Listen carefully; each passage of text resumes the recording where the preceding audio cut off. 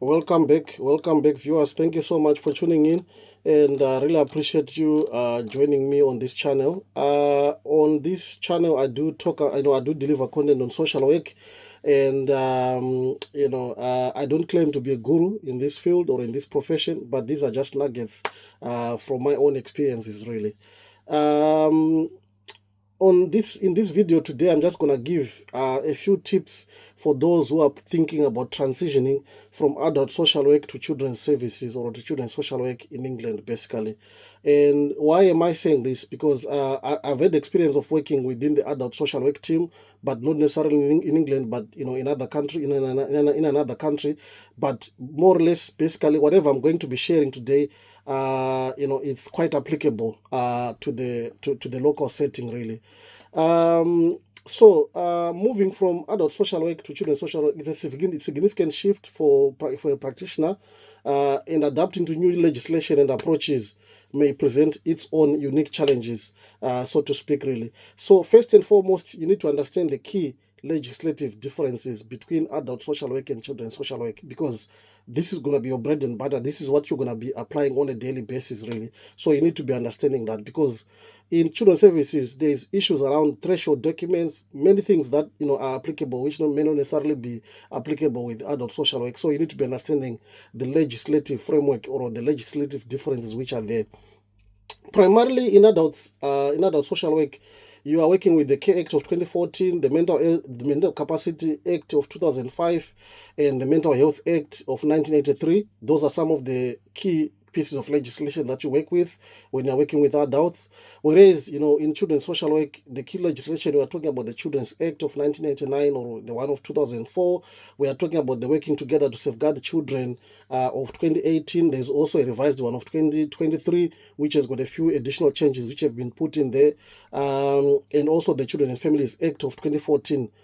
Unlike, the adult social work, in children are protected under a safeguarding first approach, focusing more on their welfare, their protection, and supporting their family rather than just focusing on their care needs and their independence, really. Because remember, children, they are there to be safeguarded, whereas when you're working with adults, you are focusing mostly on their care needs and possibly on how you can enhance their independence, really. So that's key number one. That's key difference number one that you need to be mindful of.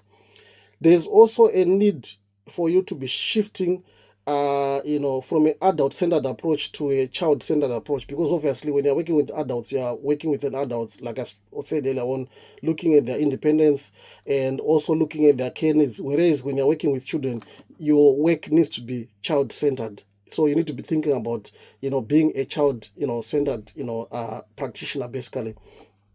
What do I mean by this? In adult social work, you focus more on empowering the individuals to make their own decisions, whereas there is a little bit of that in children's services, but it depends with the age of the young person that you're working with. You can't talk of empowering an individual or make their own decisions, because sometimes it's a 5-year-old who can't even make their own decisions. So you need to be making sure that the decision you are making within children's services, we are talking mostly about the best interest of the child, and even if it conflicts with the parental wishes of that particular child, you might need to be going down the route of safeguarding that child only because you are concerned about what's going on, you are concerned about the level of risk. So that's something which is important to make sure that you also take note of as well. You need to learn about the thresholds within children's services. You need to get familiar with what is early help, the child in need, according to the Section 17 of the Children's Act of 1999. You need to also know about, when you talk about child protection, what level are we talking about, according to Section 47 of the Children's Act of 1999. And also, when you talk about a looked after child, what does it mean? That's according to the Section 20 or the Section 31 of the same act, really.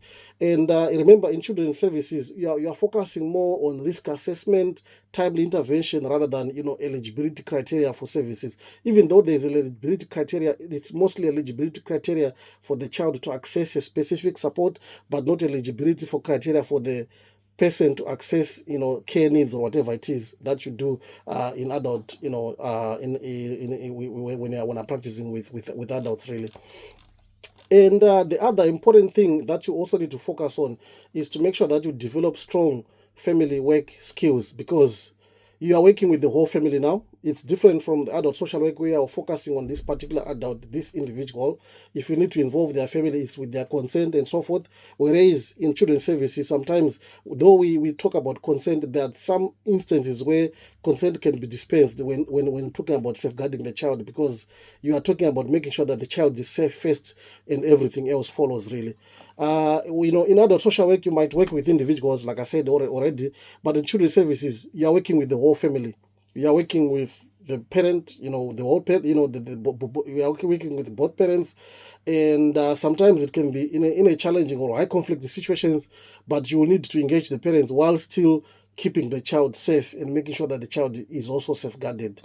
Point number 5, you need to be making sure that you strengthen your risk assessment and safeguarding knowledge, because this will be your bread and butter. This is what you'll be doing almost on a daily basis, or in terms of you working in children's services. You will need to make faster and risk-based decisions, often with limited information, because when you come to a strat, you don't know what's going on. You are coming there to gather information. Sometimes you come to a strat, you gather information, but that information may not necessarily be enough for you to make those decisions. So it's about you risk assessing and making sure that you make those decisions quite quick on. And you need to be working closely with multi-agents, professionals. We're talking about the schools, we're talking about the health visitors, we're talking about the police and other, voluntary support agencies which are there. And this also means sometimes you need to be making sure that you are attending strategic meetings, team around the child meetings, and other focused meetings, depending with which team you are particularly working in. If it's a looked after children's team, there could be PEP meetings, there could be LAC review meetings. There are many meetings that you need to be attending. All those are meant to be making sure that everything is streamlined and you're actually progressing the plans for that particular child, and you need to be making decisions, bold decisions around whether you need to be escalating some of those concerns, or you need to be working them, at the level where you're working. And point number 6, this is quite important, but it is the reality of children's services. You need to get ready for more court work. I know in adult social work you may have court proceedings where you are going to the court of protection, when it comes to mental capacity issues. But in children's services, you'll be focused more, you are talking about care proceedings, taking specific cases to court because you are concerned about the parenting capacity of those parents, or you are concerned about children continuing to be at risk of significant harm. You are also talking about public law outline. You are talking about your PLO meetings, pre-proceedings that needs to be done. You are also talking about writing court reports, Section 7 reports, child impact reports, and all those kind of things. So there is more court work that needs to be done. It doesn't matter which team that you are in, there is always court work that needs to be done when you're in children's services, in most cases, really. So it's important for you to be able to understand that. So why am I saying you get ready for more court work? It means you need to have a deeper understanding of legal thresholds. One, you need to have a deeper understanding of your local safeguarding board thresholds that we use as well, to make sure that we intervene when required, because this is actually crucial. Point number 7, you need to be able to build good relationships with your multi-agents, professionals, schools, early help, teams. Make sure that you have got good relationships with them, and when you need information, you're able to quickly grab a call or email, and they'll be able to quickly, respond to you. The designated safeguarding leads in the schools, you need to have a close and good working relationship with them, so that they can actually monitor some of the concerns which are there when the child comes to school, and they can be able to intervene early and actually give you information as you would require, really.